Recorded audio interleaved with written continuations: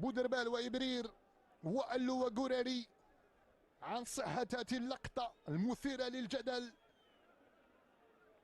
بودربال هل سيعلن عن ركلة جزاء أخرى في هذه المواجهة بعدما أن أعلنها في الشوط الأول للأتليتيك بعد لمس الكرة من مونتيكو؟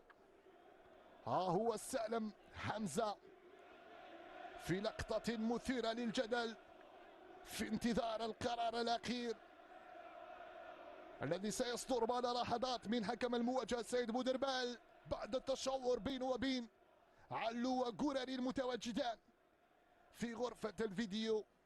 كان هناك دفع وكان هنالك لمس حسب الصورة.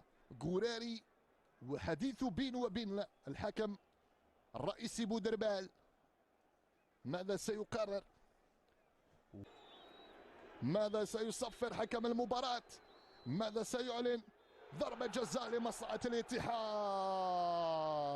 عادت الروح للاتحاد ولجماهير الاتحاد، لكن لم تنفذ الضربة بعد. ومن سيتولى مهمة التنفيذ على ما أعتقد بالقاسمي هو الذي سيتولى مهمة التنفيذ أم سعدي رضواني.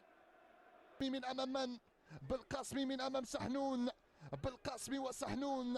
بالقاسمي يستعد، بالقاسمي يتهيأ، بالقاسمي يتقدم، بالقاسمي يضرب الكرة.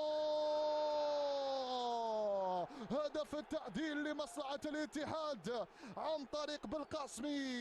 يا سلام يا سلام على بالقاسمي، عرف الطريق، عرف المسار المؤدي إلى شباك سحنون ووضع الكرة في الشباك وأعلن عن هدف التعديل عند الدقيقة 54 من زمن هذه المباراة.